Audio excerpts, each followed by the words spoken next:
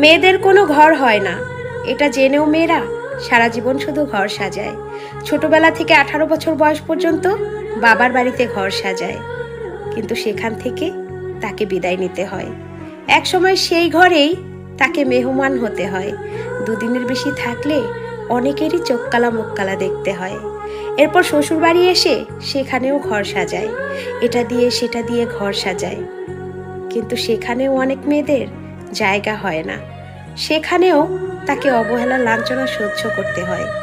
যারা বেহায়া নির্লজ্জ হয়ে টিকে থাকতে পারে তারা থেকে যায়, কিন্তু পরের মেয়ে মনে করেই থেকে যায়, নিজের মতো করে না। আর যারা সহ্য করতে না পারে তারা চলে যায়, কেউ বা মরেও যায়।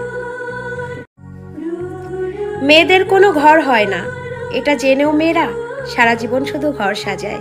ছোটবেলা থেকে 18 বছর বয়স পর্যন্ত বাবার বাড়িতে ঘর সাজায়, কিন্তু সেখান থেকে তাকে বিদায় নিতে হয়।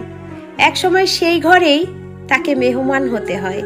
দুদিনের বেশি থাকলে অনেকেরই চোখ কালা মুখ কালা দেখতে হয়। এরপর শ্বশুর বাড়ি এসে সেখানেও ঘর সাজায়, এটা দিয়ে সেটা দিয়ে ঘর সাজায়, কিন্তু সেখানেও অনেক মেয়েদের জায়গা হয় না। সেখানেও তাকে অবহেলা লাঞ্ছনা সহ্য করতে হয়। যারা বেহায়া নির্লজ্জ হয়ে টিকে থাকতে পারে তারা থেকে যায়, কিন্তু পরের মেয়ে মনে করেই থেকে যায়, নিজের মতো করে না।